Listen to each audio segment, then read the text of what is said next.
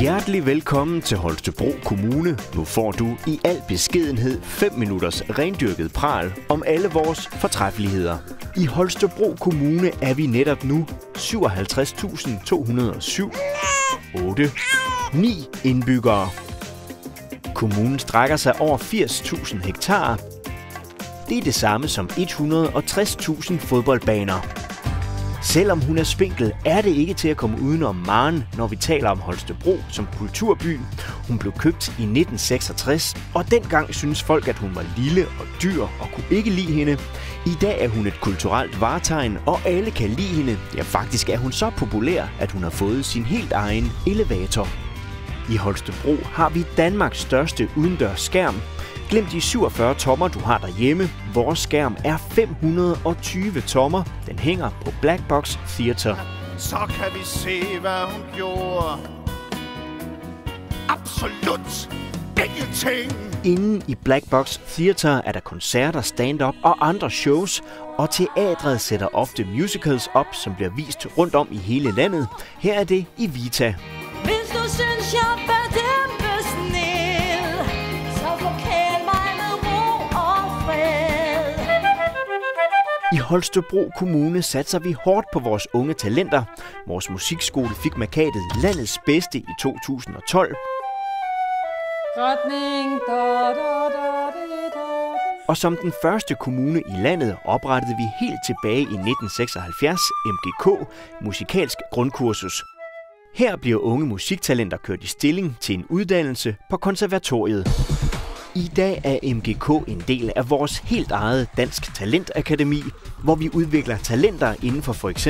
dans, musical, teater, forfatteri, kunst og design. Faktisk er vi så vilde med design og arkitektur, at selv noget så kedeligt som et vandværk vinder priser, når bare vi bygger det. Holstebro er også en sportskommune. Vi kan lide at køre stærkt og ligger i den danske speedway-elite. Og med Team Tvis Holstebro har vi både et kvinde- og et herrehold, der knalder mål ind i den bedste håndboldliga.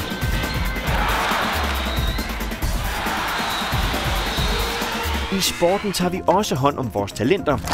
Siden 2004 har vi været en elitesportskommune under Team Danmark, og derfor har vi nogle særlige elitesportsklasser, hvor elever fra 7. klasse og helt op i de videregående uddannelser får tid og hjælp til at kombinere skole og træning. Vores natur strækker sig fra hav- og strandsand i vest ved Torsminde og til krogede egetræer og hedelandskab ved Stuborgård Sø i øst. Fordi vi har så meget plads, græs og frisk luft, har vi masser af køer, grise og fjerkræ. Og derfor kalder vi os med sindsro for Danmarks spisekammer. 80 kroner, 80 kroner, 80 kroner.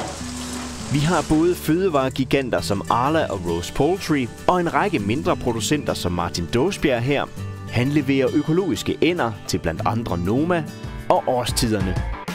Holstebro ligger i toppen blandt de mest erhvervsvenlige kommuner i Danmark. Vi har de helt tunge og svedige industrier, og så har vi udviklingsparken Nupark, hvor der sidder en masse kloge hoveder og tænker store tanker. Nå ja, og så er vi vilde med lort. Vi har så meget lort og gylde i vores kommune, at vi på et tidspunkt ikke vidste, hvad vi skulle gøre med det. Derfor fik nogen den idé at bygge verdens største biogasanlæg, Maabjerg Bioenergi, som bruger gylde, slam og andet godt til at producere gas og lave varme og el. Så det var alt andet end en lorteidé. Nu ved du meget mere om den kommune, du sidder midt i netop nu. Og så har vi endda slet ikke fortalt dig om alle vores museer, eller om vores arrangement Poesi på en torsdag, hvor du kan opleve kendte og ukendte digtere på tætteste hold. Blæse, viske, drømme, sige, hvad han blæser, strøget på med sandpapir. Vi fik ikke nævnt, at du kan se fodboldkampe og fællesfilm på storskærmen, og husk nu, den er 520 tommer. Og du nåede heller ikke at høre om vores spændende videregående uddannelser, blandt andet her på VIA University. Og så mangler vi også at sige, at Holstebro flere gange er blevet kåret til både landets bedste og flotteste handelsby. Men alt det og meget mere kan du følge med i ved at downloade appen Oplev Holstebro, så du hele tiden er opdateret. Og så må du ellers have det helt fantastisk her i Holstebro Kommune.